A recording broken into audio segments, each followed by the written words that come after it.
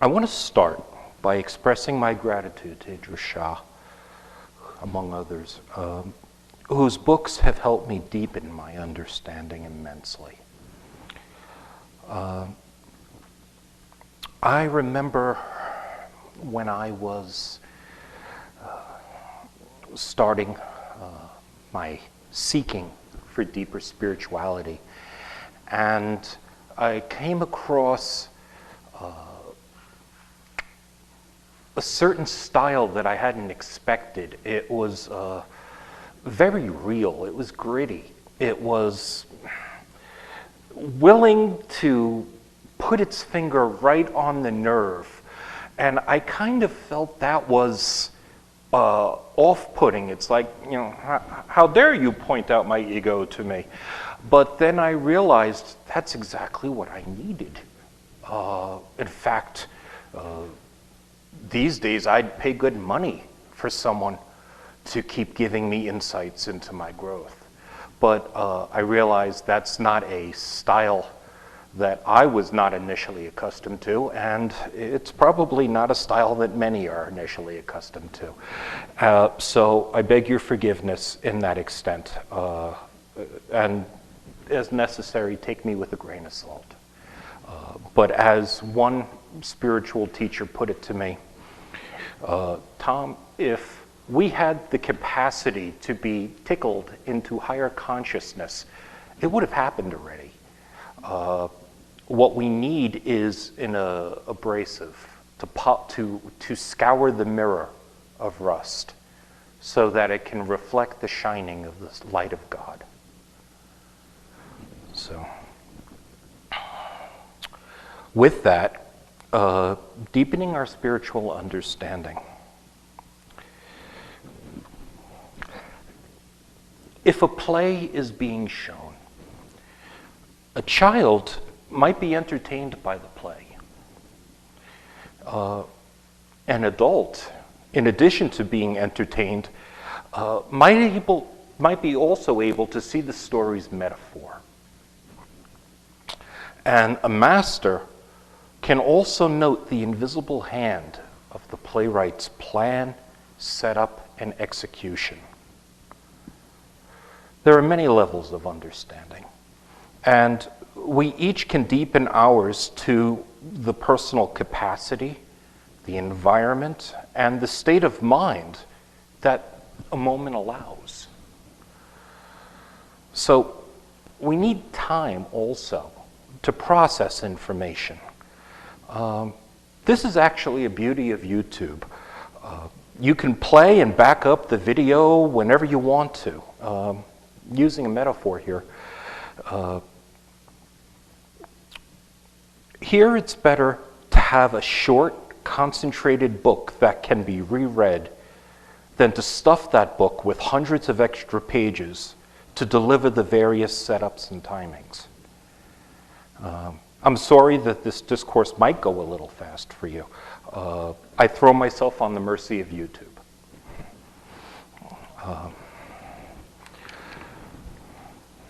Many of us have left the religion we originally grew up in. Perhaps we felt that religion was too dogmatic, possibly hypocritical,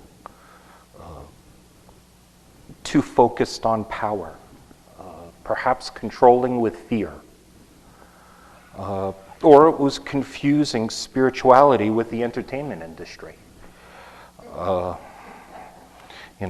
And so we go looking for a real teaching and teacher. A friend once said to me, you're looking for a good teacher, Tom, and you've got your own ideas of what that would look like. But are you a good student? I'm like, And do you have the wisdom to properly assess what a teacher of you would be like? I realized it was a bit like seeing the pharmaceutical advertised on TV and then going and telling your doctor that that's what you need. Think about that. It seemed reasonable because That's what we're fed on TV. All these advertisements telling you what to tell your doctor. But take a moment to think about that. We're going to the professional to tell them what we need. Are we treating our search for a spiritual speaker like that? Here's a brief list I've honestly put together of some qualities that various spiritual people told me a teacher must have. Now, these are spiritual people who have the list of what a teacher should look like. Okay? First, and Linda will empathize with me on this, it must be a he. Okay? I kid you not, we've received passionate letters from people who say, I need to speak to the man of your church. It must be a he, must wear a spiritual uniform, have a hierarchical rank, say phrases in foreign languages, and speak in parables, because Jesus taught in parables. With criteria like this, it's true that we get the teacher we deserve, not necessarily the teacher we need.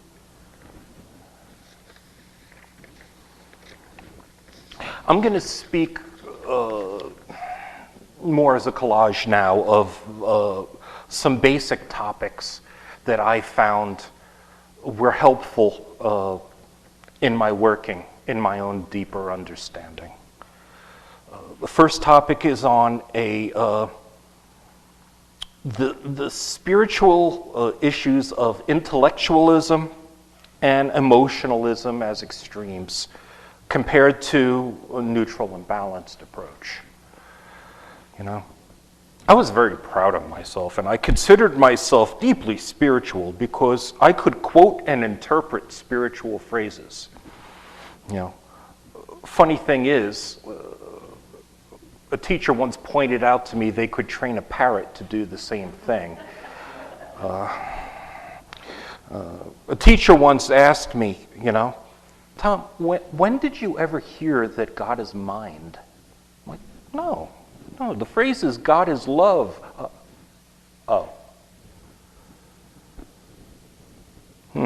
My mind immediately went to, though I speak with the voice of men and angels, ... But if there's a lack of love behind it, it's intellectual, spiritual snobbery. It doesn't mean anything.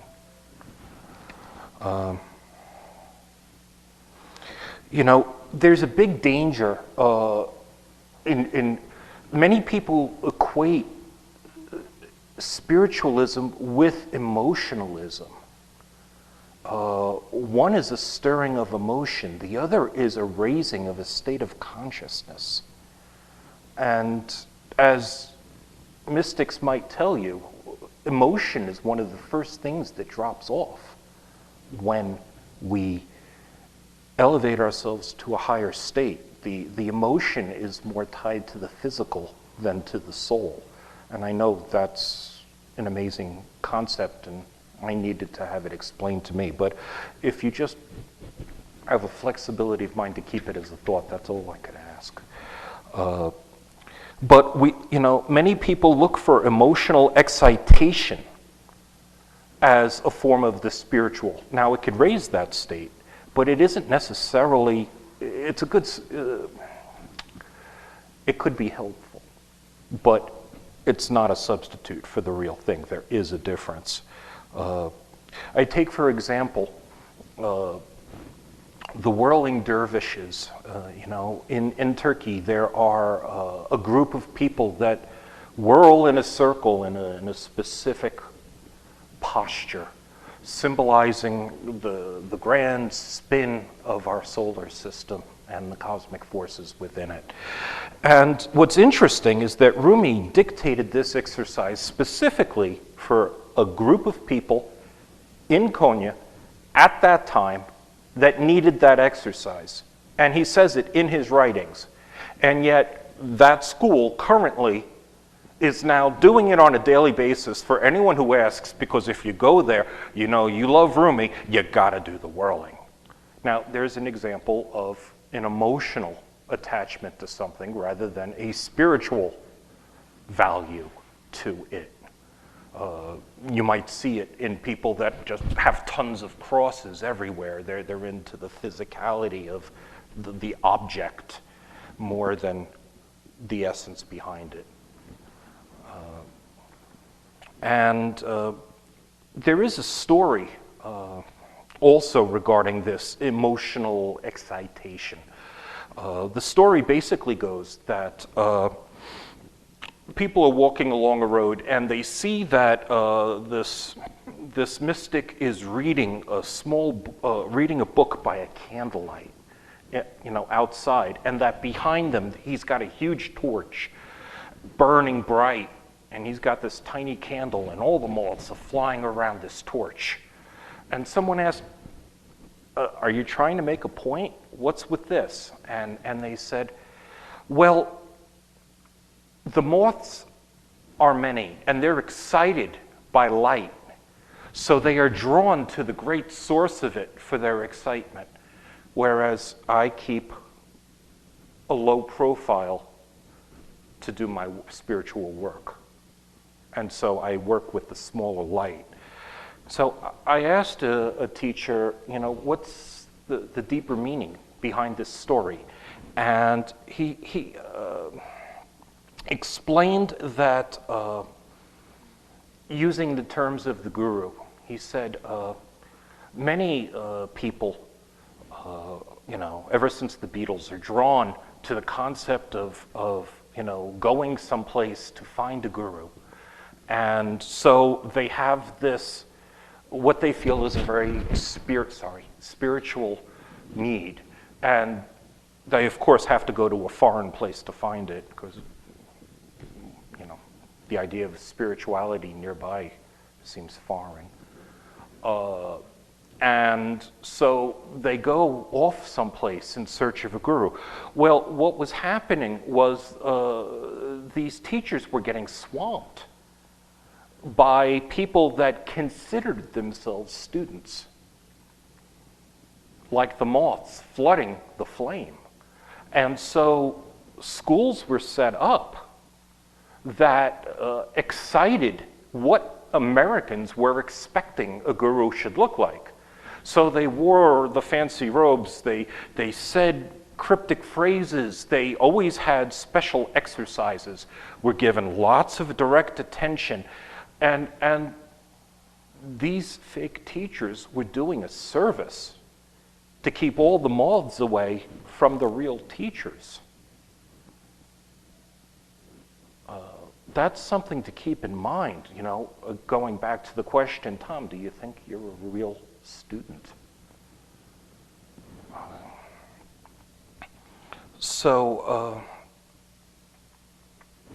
Sorry, I lost my place, gotta find it. There was a, oh, guess what, I did that already. So there was a story of seekers at a spiritual school being given spiritual robes, but the teachers didn't have any. And someone asked why, and he said, the teacher says, new inductees assume the robes are a mark of prestige and group advancement. In fact, it's a sheepish reflection of their own external expectations of spirituality. And when a person becomes a genuine individual, they can then dress in normal attire, just like the leaders. You know? Again, the emotional excitation, wearing the spiritual robe and having the funny hat and slippers, and, you know. So, you know, a friend of mine asked a priest, why do you wear the old-fashioned, you know, anachronistic clothing? And, you know, would current attire make a Sunday service less valid? And the priest explained that he wears these ancient robes and special stolk that has the insignias all around it, so that when Jesus returns, he will know who's on his team. Now think about that, because I still do.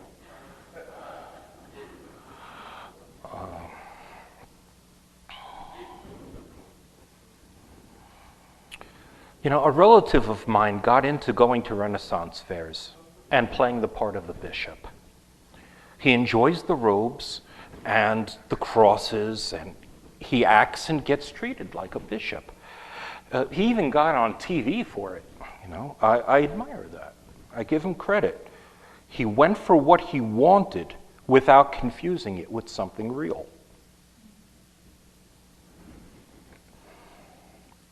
In my early years, I wanted to be like Obi-Wan, the mystical character from Star Wars. A therapist said, while wearing things like the hoodie, the staff, and the sandals, might be a tool to start mechanically producing a desired state, more advanced techniques would certainly be required. If just wearing the robe made the monk, how would spiritual states of consciousness come into being?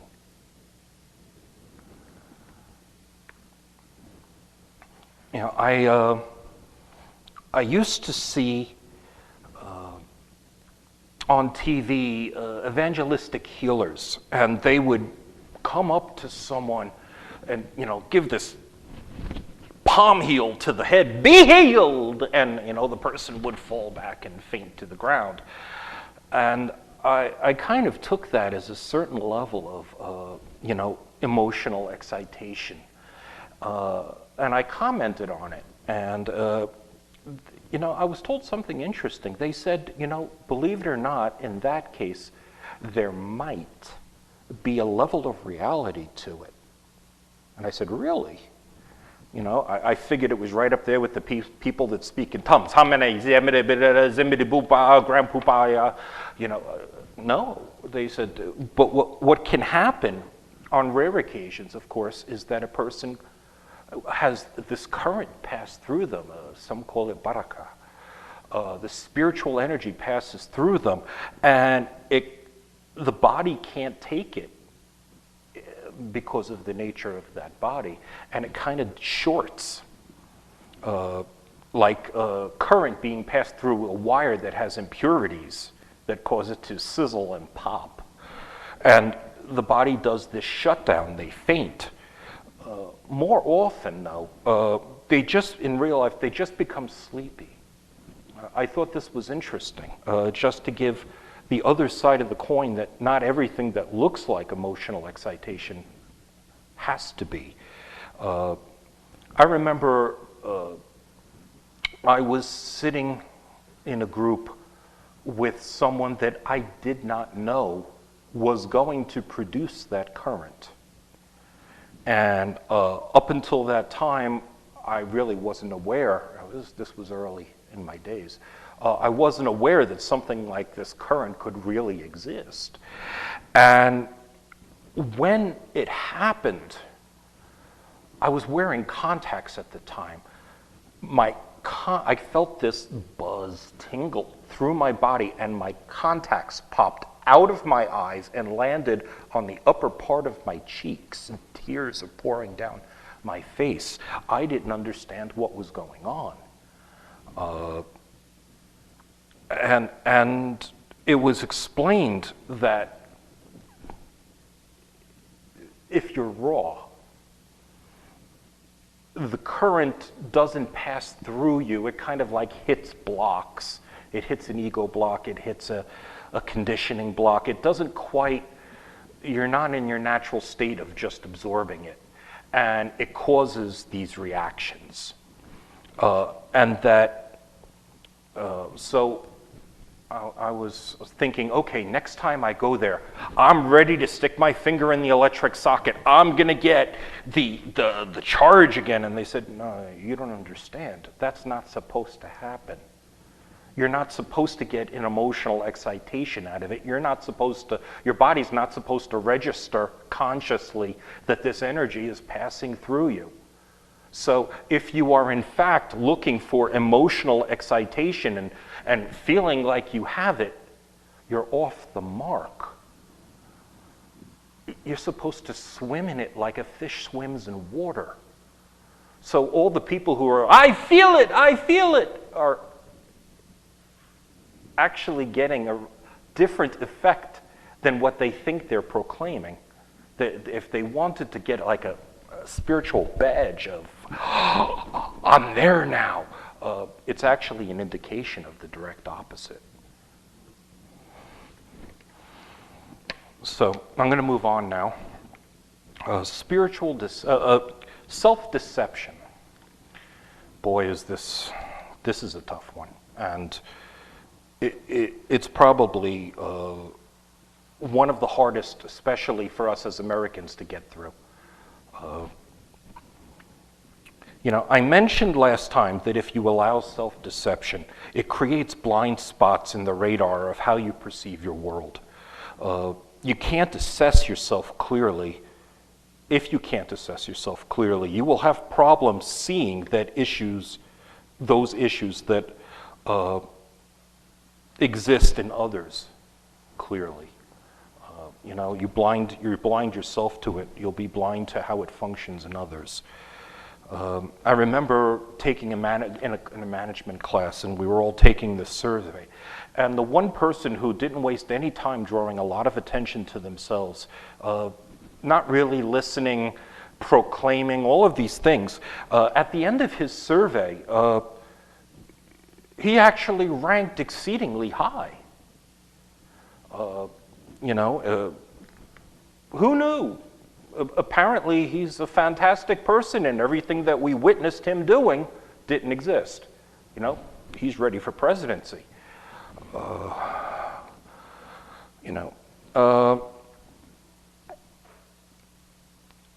think in cases like this, sometimes our friends can be our enemies in our spiritual growth, and our enemies can speak truer than friends.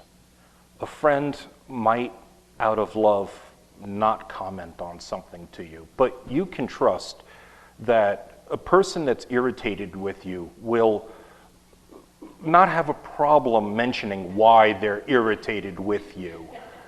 And that can be a very helpful diagnostic. It doesn't reflect all of who you are, but they may have a point. There might be something there, whether it's intended or not.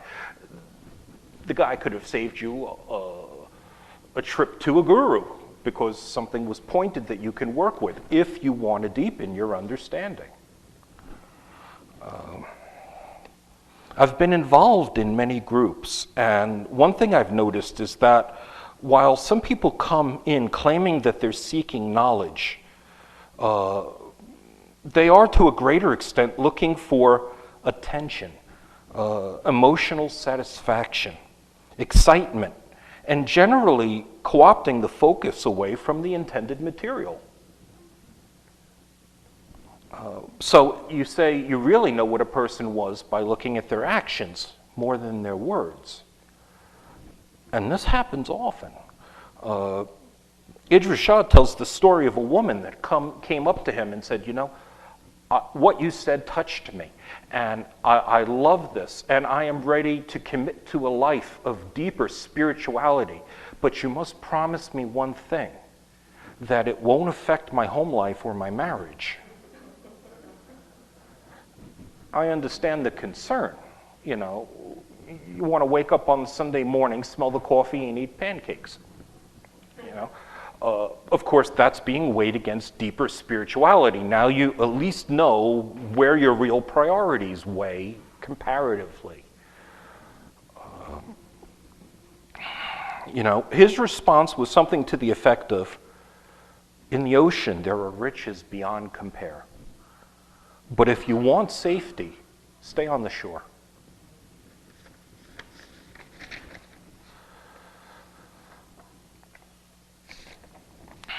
I'm going to move on now to confusing the imagery of secondary things as primary. This starts sounding a little intellectual, so I'm not going to spend a lot of time on it, but it really deserves its own section one day. When a master dies, there's a rush to capture everything that was said and done by them. Some of the things captured include teachings, but other things captured include, what was the exercises he was currently assigning, the spiritual exercises, the foods that he was eating at that time, the clothes that were worn. Some of these things are key, and others are just the trappings of life in those days. But since the master is gone and the understanding is left to the students that can understand only to the best of their ability, the instinct is to preserve everything in dogma. So in the end, the wearing of period garb and saying women should be subservient to men is locked into the dogma along with the key teachings. And many people today, fearing, even in the religious industry, treat everything with equal value because it's in the same book and they're not 100% sure of what is essential. And so the whole thing gets dragged in. But it is important for us who strive to go beyond the boundaries of safety, to dive deeper into the ocean, take the risk, and discover something deeper, to look a little beyond that. And I'm not referring to any one religion in that respect. One of the last things I want to mention about deepening our understanding is flexibility of mind. This is very important. If anything was shown to me to be important in spiritual systems, schools, exercises, whatever you want to refer to it as, what's needed is a flexibility of mind, the ability to recognize that we don't necessarily see clearly right now, and that the world is much greater than how we want to handle it. We want everything compartmentalized and simplified. Light is a packet of energy, it's a photon. Well, wait, sometimes it's a wave. Oh, now we're getting into metaphysics. Well, yeah, it can be a wave, it can be a particle. I mean, the universe is far more complex than we'd like it to be, but it is the way it is, and we have to meet it at its level if we want to be real. Certain things cannot afford to be oversimplified, and there is quite a depth in spirituality that is beyond the current structure that religious institutions give. In fact, religious institutions have oversimplified to the point where a dip into the ocean of the real will look nothing like what people think religion is supposed to be. Almost nothing. Carl Jung wrote books saying that when it comes to religions, you should stick within your culture because you're a product of your culture, and an attempt for an extrovert to go into a meditative system of an introvert is more than the average person can handle. Well, I'll say that's true unless you have a flexibility of mind.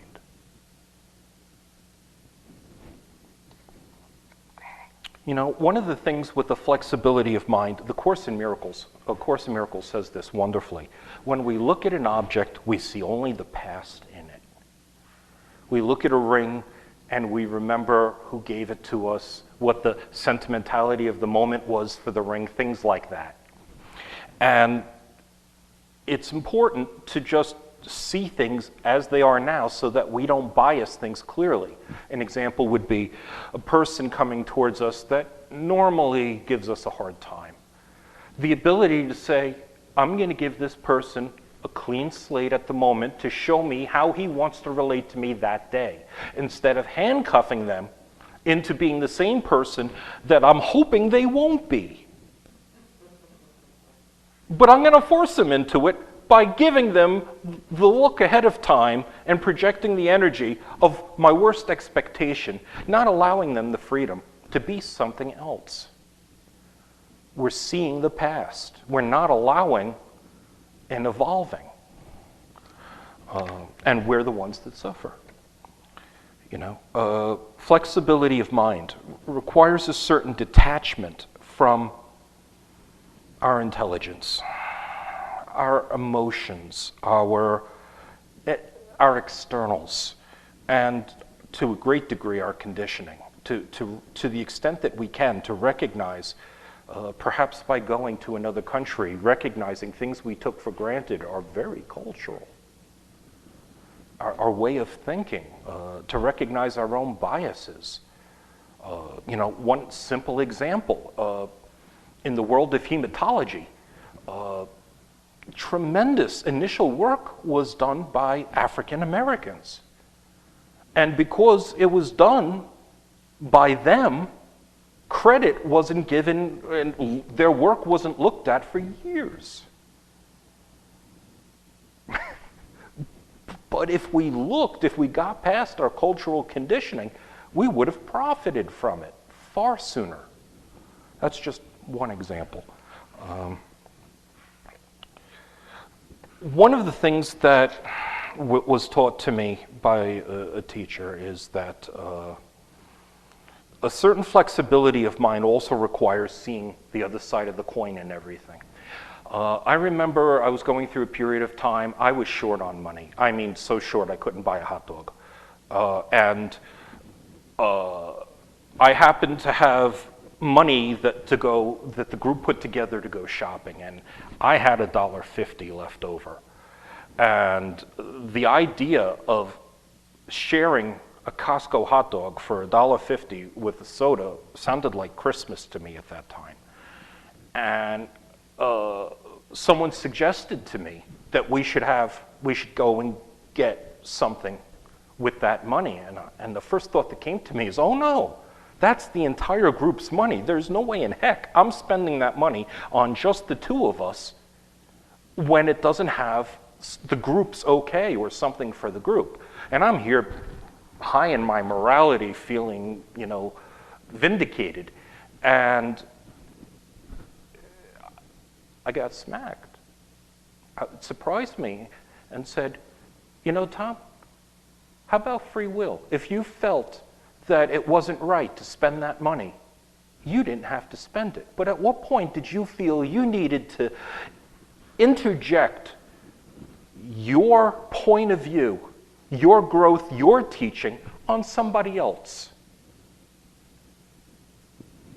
I never thought there could be another valid point of view, but yeah, God gives us free will and infinite patience. How dare I think I can improve upon that? So a flexibility of mind is required.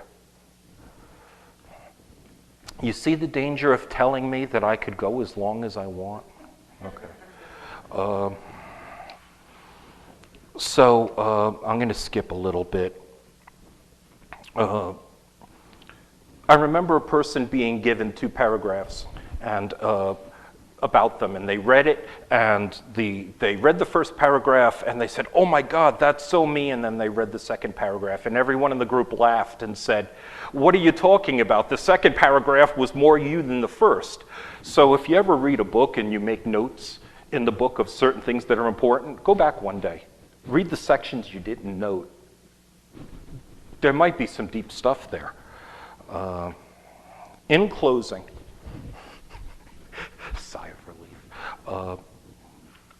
I just wanted to mention this COVID situation and something that I noticed. There has been injustices of people in a power structure against the people they're supposed to protect for ages. This history goes back 50, 60, 100 years, 200 years plus. Why are we suddenly seeing it now? I think we hit the perfect storm. We as Americans are so used to being extroverted and distracted by our lives that we look at it, but we really don't care. And now it hit at a time when we're locked in our houses staring at the news about COVID, and then we see this kind of thing happen, this abuse of our trusted systems of people that are supposed to protect. And of course, the police is just one example, but government and all the other systems that are supposed to be there of, by, and for the people. And it took a massive world disaster to knock us off autopilot and be introspective for a moment. Let's hope that deepening our introspection doesn't keep requiring massive world events to knock us off autopilot.